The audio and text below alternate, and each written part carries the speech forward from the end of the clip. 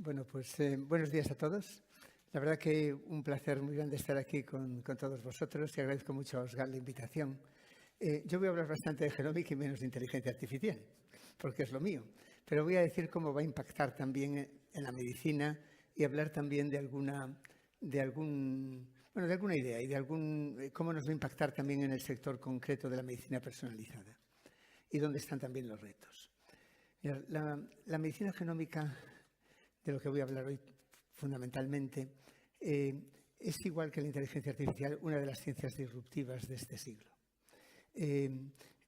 Ha habido momentos disruptivos en la historia de la humanidad. Estas son dos áreas muy, muy disruptivas. La medicina, todo lo que es la revolución genómica, afecta a muchas áreas, no solo a la medicina. Afecta a la biotecnología, a la veterinaria, a muchas áreas. La inteligencia artificial sí que nos afecta transversalmente a todas nuestras vidas. Lo curioso es que son ciencias disruptivas del siglo XXI, pero comenzaron su andadura de una manera... Casi me voy a poner aquí, porque no veo nada. Empezaron su andadura a mediados del siglo pasado. En el caso de la inteligencia artificial, todo empezó con esta propuesta de neurona artificial por este grupo de investigadores en el año 1943, en un proyecto de investigación basado en la conjetura de que cualquier aspecto del aprendizaje o cualquier característica de la inteligencia humana puede describirse con tanta precisión que una máquina lo puede reproducir.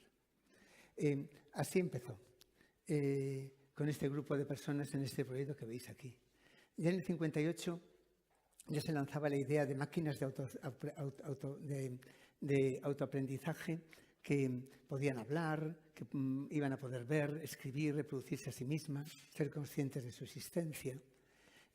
Imaginaros el tiempo de desarrollo que lleva. La genómica pasó una cosa parecida. Todos conocéis, esto yo creo que fueron los 3 hitos más importantes de la genómica moderna, que ya os digo que revoluciona transversalmente muchísimas disciplinas. La primera fue la estructura del ADN, por Watson, Crick, Wilkins, que llevaron el premio Nobel, y una persona que es Rosalind Franklin, que también se lo merecía, pero no lo llevó. Uno que no se conoce tanto, pero ha sido fundamental, es Gamow. Gamow era un físico ucraniano, en aquel entonces era la Gran Rusia, que fue el autor de la teoría inicial del Big Bang. Hizo cosas muy importantes, pero una de ellas fue descifrar el código genético, decir qué 3 letras significaba un aminoácido. Conocíamos las palabras del libro, conocíamos que 3 letras significaba una palabra, pero no sabíamos qué. Y este hombre lo hizo. Era una persona muy genial. Nunca llevó el premio Nobel, pero se hubiera merecido muchos premios Nobel. Fred Sanger, que sí llevó 2 premios Nobel, para mí es mi ídolo total en la ciencia, porque era una persona muy humilde. Y en su segundo premio Nobel descubrió una técnica para poder leer el libro del ADN, el libro de la vida. Porque se conocía la teoría, se conocía que 3 letras significaba un aminoácido, una palabra de un montón de instrucciones, pero no se conocía, no se podía leer. Y él descubrió una tecnología que se llama secuenciación, en su honor secuenciación Sanger, para poder hacerlo. Ya en los años 90 se empezó a ver que en capacidad de cálculo esto de la inteligencia artificial iba muy deprisa. ¿Os acordáis todos de Big Blue cuando ya empezó a ganar a Kasparov? Y realmente en áreas como, ahora vais a ver hoy aquí, pero también fundamentalmente en lo que es procesado de lenguaje natural e imagen, empiezan a ser prácticamente imbatibles todo lo que es la inteligencia artificial. Lo mismo, en esos años apareció el proyecto Genoma Humano, que se hizo en el año 90 hasta el año 2002, y empezó a haber una revolución genómica en medicina. Empezaron a aparecer genes de enfermedades, empezamos a entender la mutación, se empezó a entender el cáncer. Y aunque sucedió más tardíamente en la inteligencia artificial, en genómica no. En genómica, cuando se hizo el proyecto Genoma Humano, ya se decidió gastar un 3 a un 5% de todo el presupuesto del proyecto Genoma Humano en aspectos ético y legales, lo que se llamaba ELSI, Ethical, Legal and Social Issues. Se hicieron un montón de convenciones y reuniones a las que yo asistí algunas, muy multitudinarias y habitualmente inútiles, pero trajeron una cosa muy, muy importante para mí, que fue una temprana regulación. Empezó a haber reglas, apareció apareció la Declaración Universal sobre el Genoma Humano y los Derechos Humanos, la Declaración de Oviedo, en España, que tuvo una importancia internacional, se empezó a trasladar positivamente a la legislación para prever el mal uso de una tecnología, porque todas las tecnologías disruptivas siempre tienen este problema. Producen beneficios, pero también producen potenciales peligros. Está muy regulada la genómica. No se evitaron todos los peligros. Imaginaros lo que pasó con las gemelas chinas que se hicieron, que fue un ejemplo de transgenia. En algunos países donde la regulación no es efectiva, los comités de ética no son efectivos, pero sí en general lo fue en el mundo. Fue una regulación al principio por exceso, pero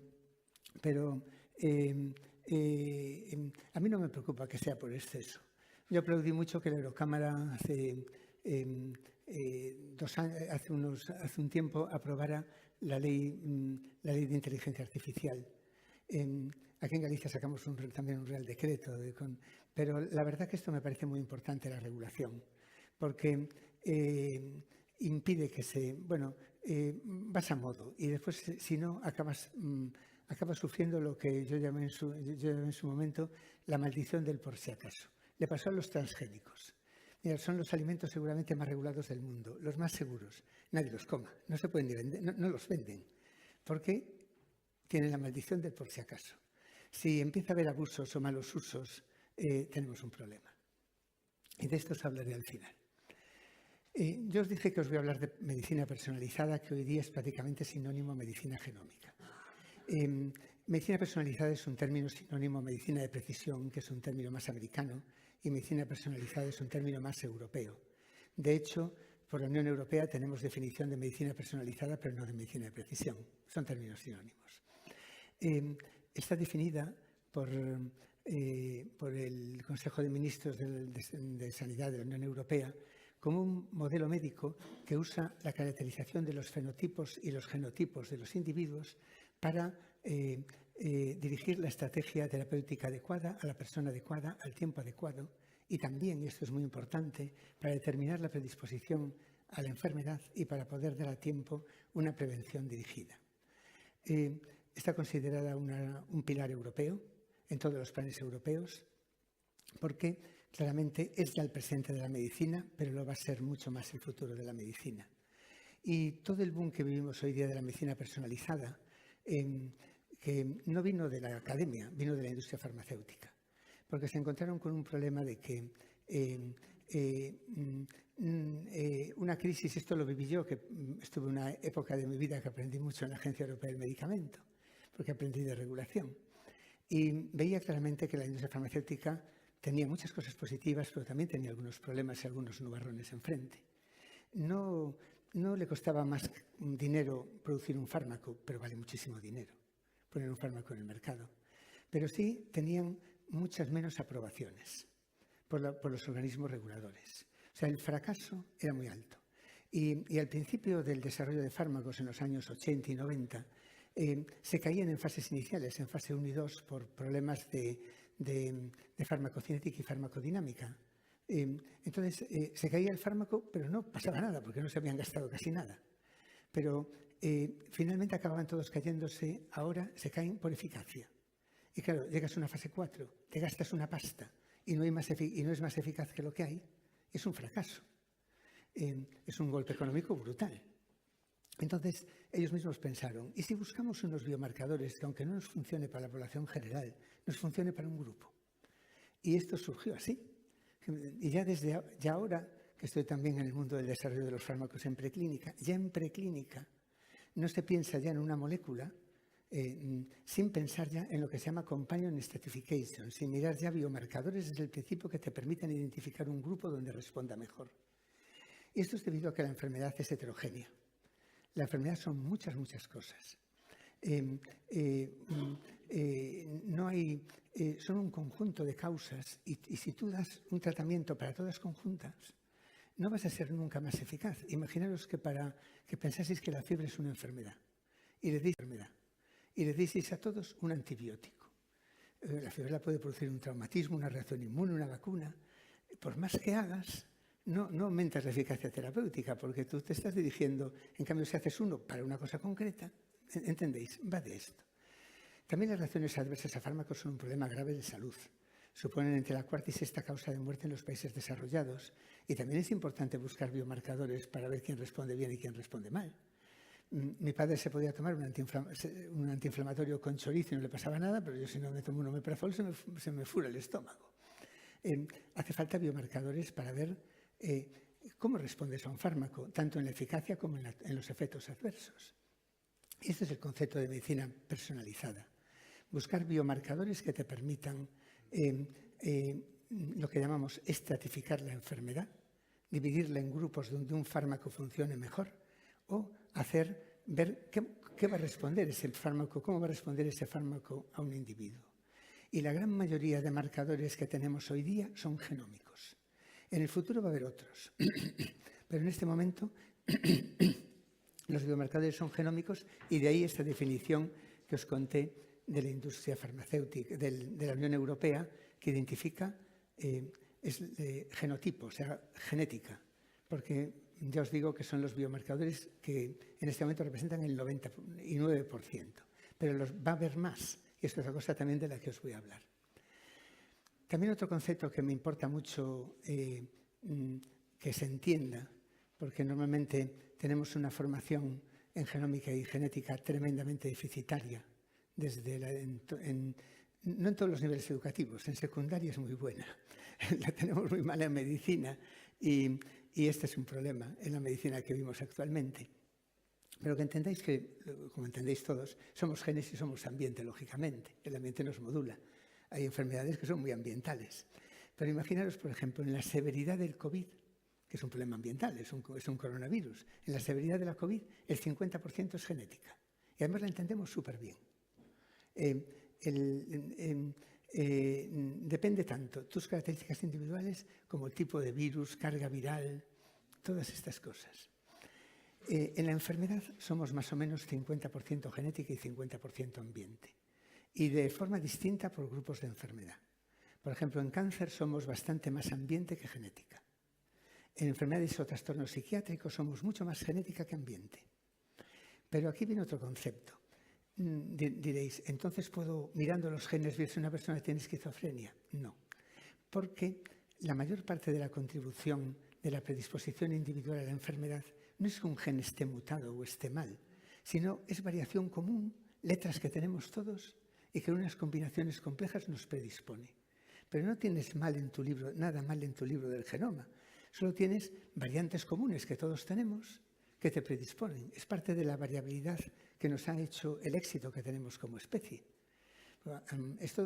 Imaginaros, por ejemplo, cáncer de mama tiene una heredabilidad, es decir, un componente genético en el total de genéticos más ambiente del 27%. Los genes influyen un 27% en la predisposición a la enfermedad.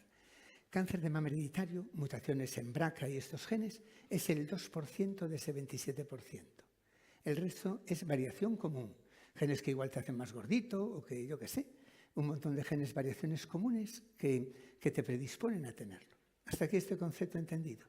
Solamente hay dos trastornos o dos problemas donde las mutaciones son tan importantes como a nivel germinal, a nivel de predisposición, como el ambiente, que son dos trastornos del neurodesarrollo, que es el autismo y la discapacidad intelectual, donde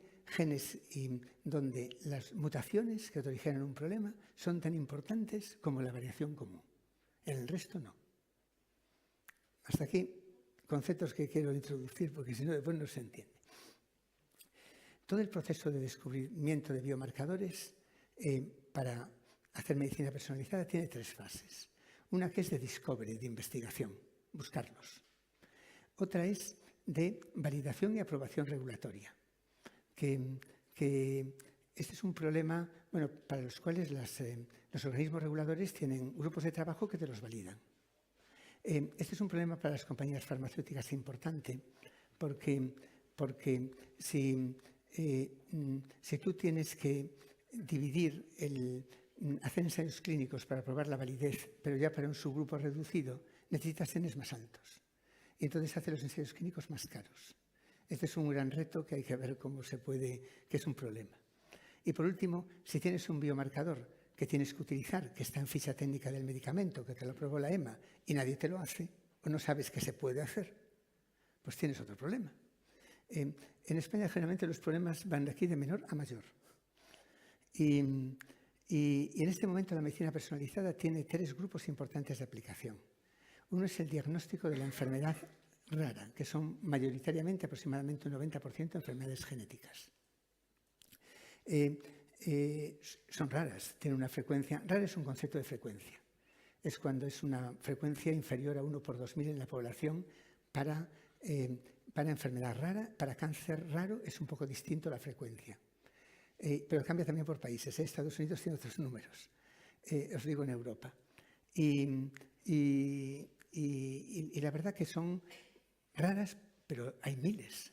Y entonces todo el conjunto supone más o menos el 10% del total de la enfermedad. Están aumentando por la estratificación de la enfermedad común. Por ejemplo, el autismo es un problema muy frecuente. Es un 1% de los recién nacidos. Es una enfermedad común. Pero en este momento ya son más de 300 enfermedades raras. La discapacidad intelectual es muy común. Es 1 de cada 50 recién nacidos. Pero en este momento son más de 700 enfermedades raras. Muchas de las cuales empiezan a tener terapias dirigidas. Porque aquí ha habido una gran revolución en terapia génica y celular que hace posible un objetivo que tenemos en el Consorcio Internacional de Enfermedades Raras, de que lo creamos entre Estados Unidos y Europa. Este que está por aquí soy yo cuando era joven. Algunos que os di clase entonces era así. Y el objetivo es tener 1000 terapias para el año 2027. Aquí hay muchos problemas regulatorios y otros problemas de implantación, pero está siendo un boom. Sobre todo la gran farma también ha entrado a saco en el tema de las enfermedades raras. Por lo tanto, es un objetivo conseguible, tal vez. Otro tema es el tema del pago y el tema de la demostración de la eficacia y otros temas que vienen detrás. Porque claro, si tú haces un medicamento para un grupo de enfermedad muy minoritaria, el coste es muy alto. Tienes que repercutir el desarrollo en un grupo de pacientes muy pequeños. Pero también está habiendo un boom de desarrollo académico, cantidad de pequeñas empresas que en España están asociadas en una network. Es un mundo muy dinámico. Más difícil me parece el objetivo de diagnóstico, que es que todos los pacientes tengan un diagnóstico en un año desde los síntomas. En España, esto hay una posibilidad ahora. Tecnológicamente hemos mejorado mucho en la secuenciación, en lo que es analizar el libro para encontrar la variante que está mal. Imaginaros que esto el proyecto Genoma Humano fueron 12 años de trabajo de miles de científicos, España no participó, del mundo desarrollado, para analizar un genoma humano. En un laboratorio como el nuestro hacemos muchos al día. Lo que costaba miles de millones de euros, en química cuesta 150 euros hacer un genoma entero.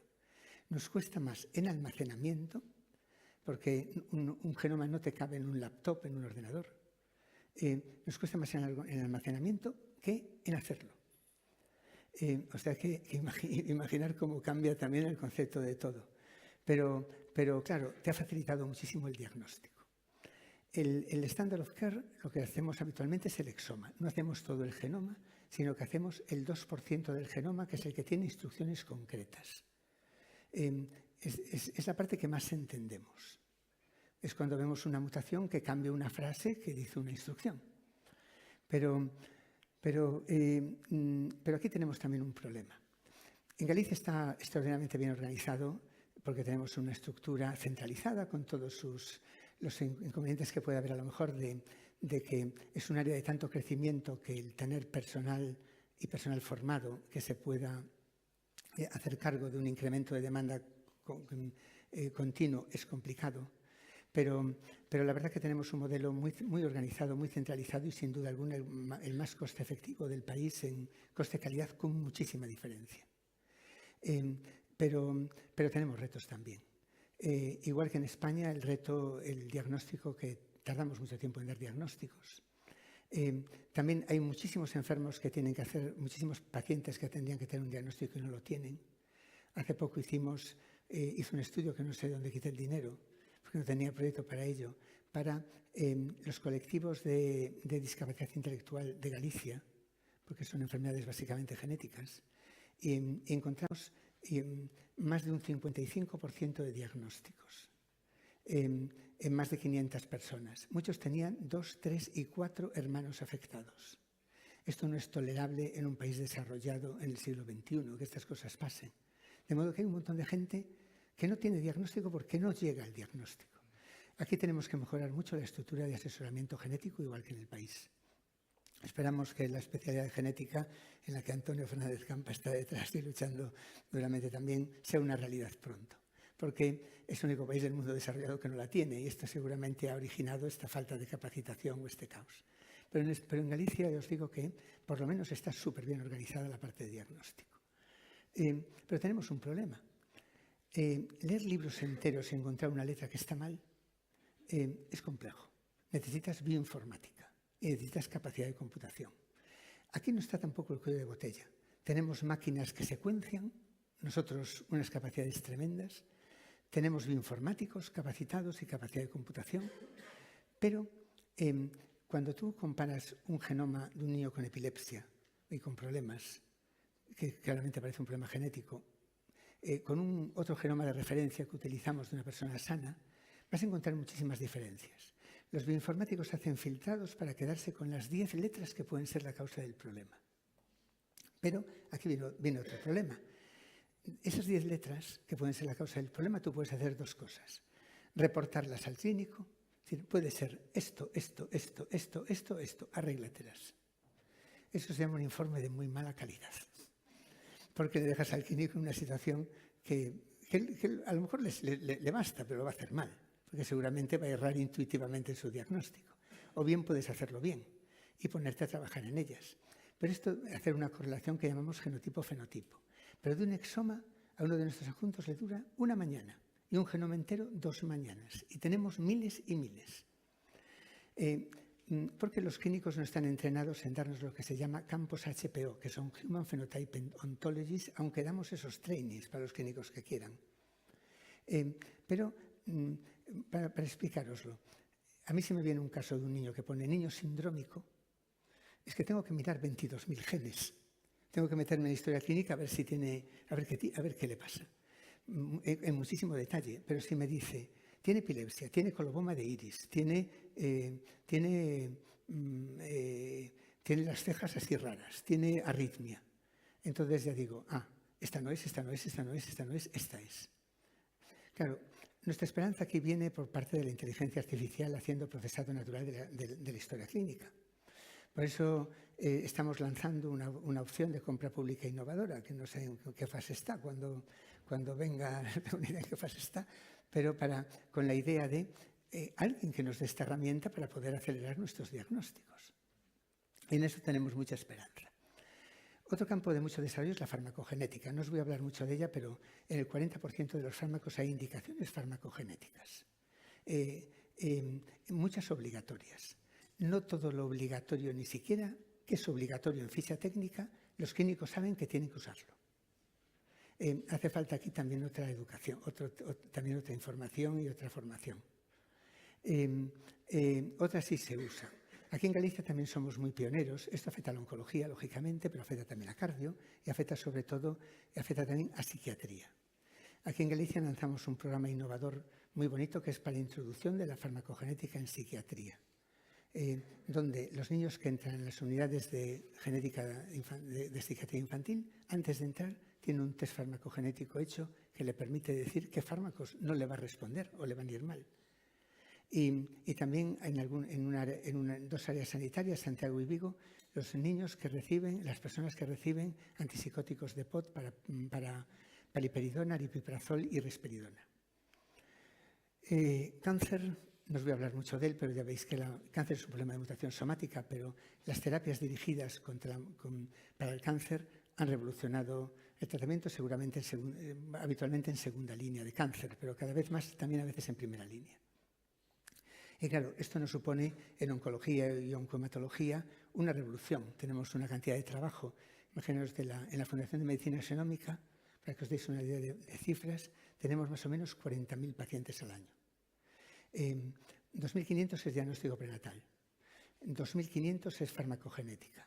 El resto a partes iguales son comatología y enfermedades raras. Si tú sumas lo que se puede hacer en los servicios de patología de mutación somática en cáncer, 50.000 gallegos al año tienen un análisis genómico, 1 de cada 500.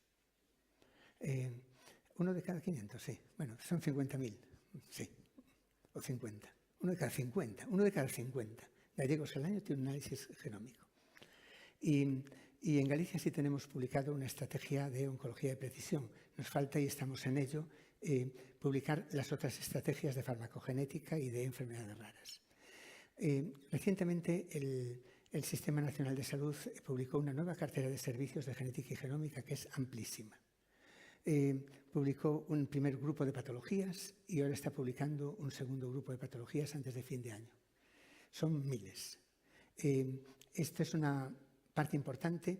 Yo me parece que va a ser muy difícil este catálogo, cómo se reactualiza, que al principio estuvo un poco contrario, pero ahora estoy muy a favor porque las diferencias entre las comunidades de España son brutales. Y entonces el catálogo me parece que va a favor de la equidad. También, bueno, después ya lo contaré. También dio dinero a las comunidades autónomas para la implementación de esta cartera de servicio. El futuro pasa porque en este momento todo es genómica, pero va a haber más cosas. Ya las empieza a ver. Metilación, que son las modificaciones del genoma que tienen que ver con cambios químicos, otras, acetilación de histonas, la transcriptómica, el microbioma. Toda una serie de biomarcadores que nos van a permitir hacer una medicina personalizada más eficaz, pero todo esto hay que integrarlo. Primero hay que validarlo, que la mayor parte de las cosas no tienen validación. De cada 10 trabajos que se publican de biomarcadores en la literatura, de cada 100, 10 acaban siendo probablemente válidos y uno solo acaba siendo validado y está en ficha técnica. Pero después esto todo va a haber que integrarlo. Aquí la inteligencia artificial va a tener un papel fundamental. Integrar información tan compleja es muy difícil y tiene muchos retos. Uno de ellos, algunos retos son los que veis aquí. Uno que habla mucho la gente que dice que inteligencia artificial es la paradoja de la multidimensionalidad. A mí el que más me preocupa es uno que yo le llamo efecto TikTok. O sea, si tú ves mucho una cosa, o sea, tienes que tener unas medidas objetivas para poder, lo que te sale de los datos puede no ser cierto. Tienes que integrar variables, muchísimas variables, con mucho ruido de calidad distinta te puede originar errores por redundancia de datos. Pero hay también métodos científicos, el más importante se llama randomización, aleatorización mendeliana, para poder luchar contra algunos de estos efectos. Bueno, voy a hablar muy poquito más, porque ya va siendo tarde, pero contaros que aquí os estoy contando mutaciones. Os decía, la mayor parte de la contribución de la genómica a la enfermedad no son mutaciones, es variación común. ¿Cómo la miramos? Se mira de otra manera, se mira con estudios de asociación. Se cogen, por ejemplo, 100.000 personas con trastorno bipolar y 100.000 que no lo tienen. Y tú miras 1 millón de letras del genoma, una por cada página del libro, común. Y entonces miras si eso es distinto en uno que otro. Por ejemplo, imaginaros esta letra G en la gente que tiene, en esta letra T, esta gente que tiene adicción, tiene mucho más la letra T que los que no tienen adicción. Significa que tener una T es de riesgo para tener adicción. Por cierto, una de las características más estudiadas con estudios de más de 1,5 millones de personas con adicción. Así puedes decir, puedo calcular el riesgo. También otra cosa, sabiendo que en esa letra de produce riesgo, ese gen es una diana terapéutica para un fármaco para ese grupo. La aplicación más importante casi son dos, predicción de riesgo y target discovery, descubrimiento de dianas. Una diana descubierta con herramientas genómicas tiene entre 20 y 30 veces más probabilidades de tener éxito en fase 3. Y estos estudios de millones de personas solo se pueden hacer en centros con mucha capacitación y robótica. En España hace esto el Centro Nacional de Genotipado, que coordino yo, que tiene 2 nodos, uno en el CENIO de Madrid y otro aquí en la Fundación de Medicina Xenómica. Y trabajamos para todos los consorcios españoles o europeos que quieren hacer grandes estudios, porque en esto hacemos en nuestro centro de Santiago hacemos unas 300.000 personas por año de unos 20 proyectos, lo cual significa 300.000 millones de genotipos. Otra vez necesitas capacidades de computación y matemáticas importantes. Pero está siendo una revolución para todo porque la mayor parte de los biomarcadores y de las dianas se han encontrado así, no secuenciando. Y en este momento tenemos Cordelia, que es uno de riesgo cardiovascular de 150.000 o 100 y pico mil personas.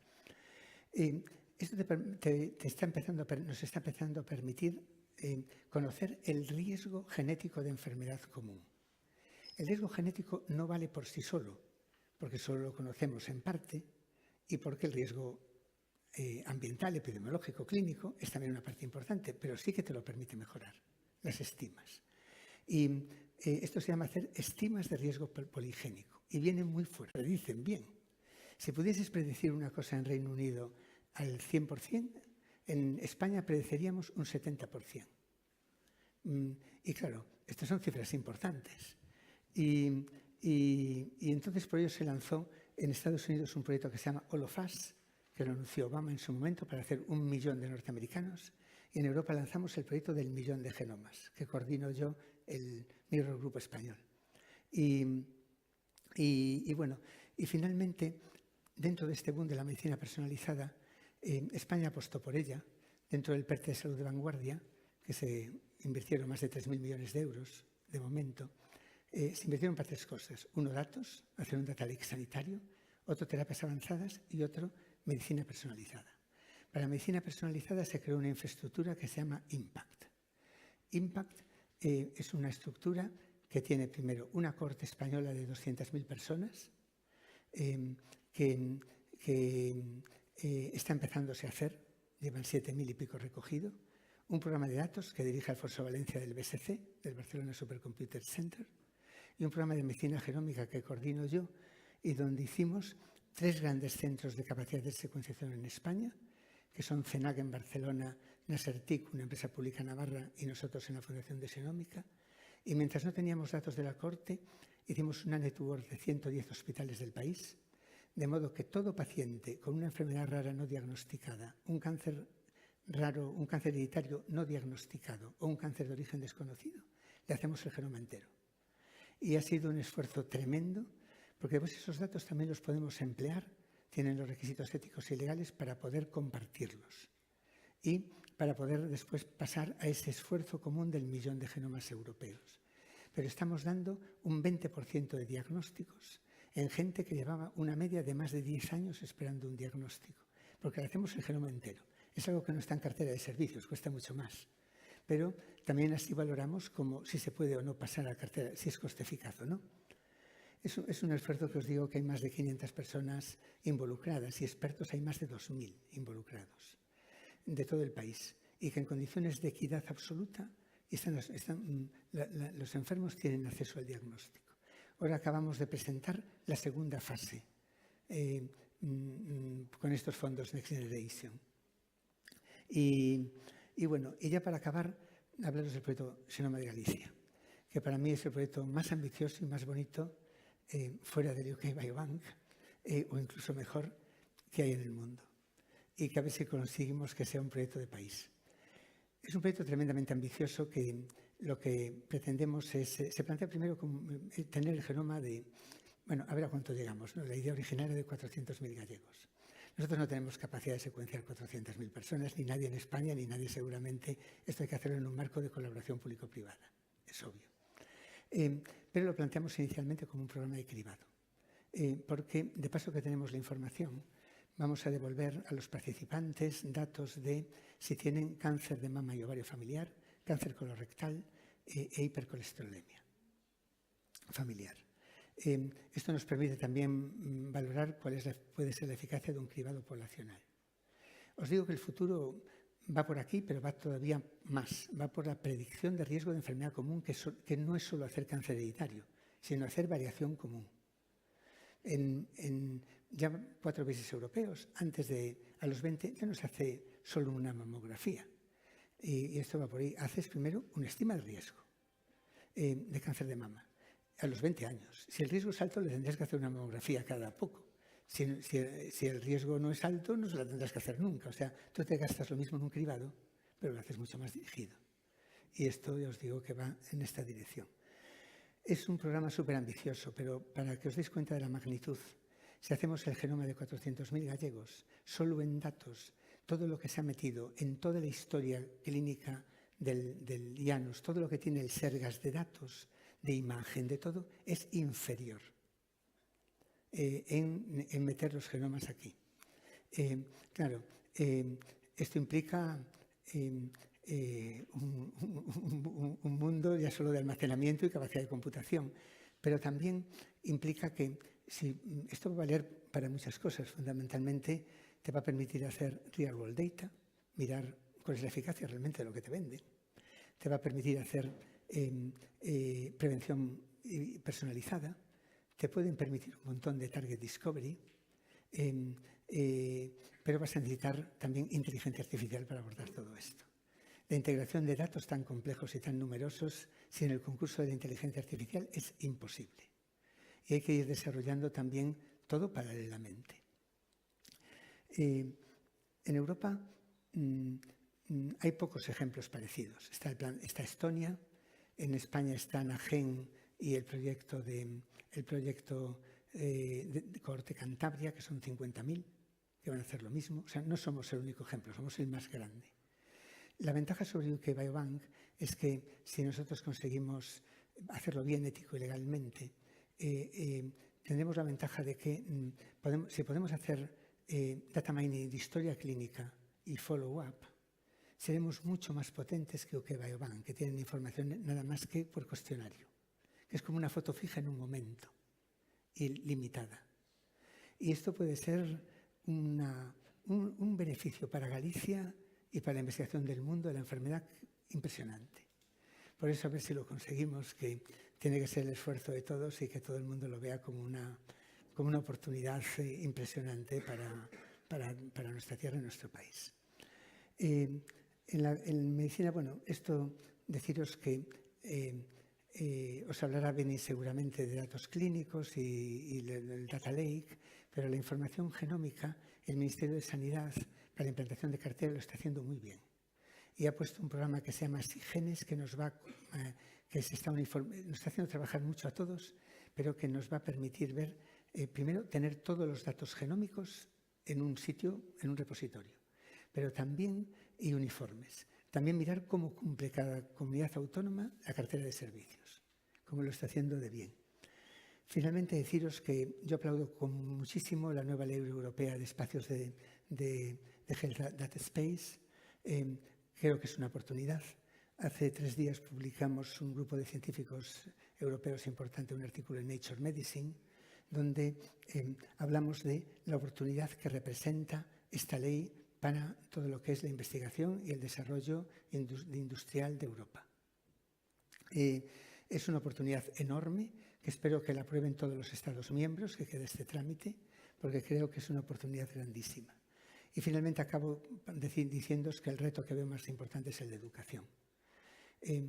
Todo esto tendrá poco valor si después si la gente no sabe cómo usarlo, ni sabe qué tiene que pedir, ni sabe de qué va.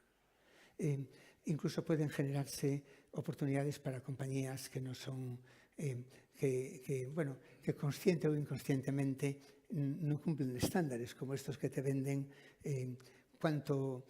cuántos años vas a vivir, qué deporte va a practicar tu hijo, si el test del ejecutivo para saber si vas a tener infartos ya, sin un contexto y sin una estándares. Si no nos educamos, vamos a llegar a un mundo de confusión, donde todo esto nos va a producir, ya os digo, una desconfianza en todo el sistema. Y esto lo tenemos que prever y por eso tenemos que hacer una educación desde el principio. Y yo os digo que los mecanismos de educación, ya para empezar, en la educación en nuestra universidad falla radicalmente, pero falla en muchas otras. Y entonces esto sí que es algo que tenemos que ponernos las pilas. Y nada más. Muchísimas gracias por vuestra atención. Espero que os haya sido interesante.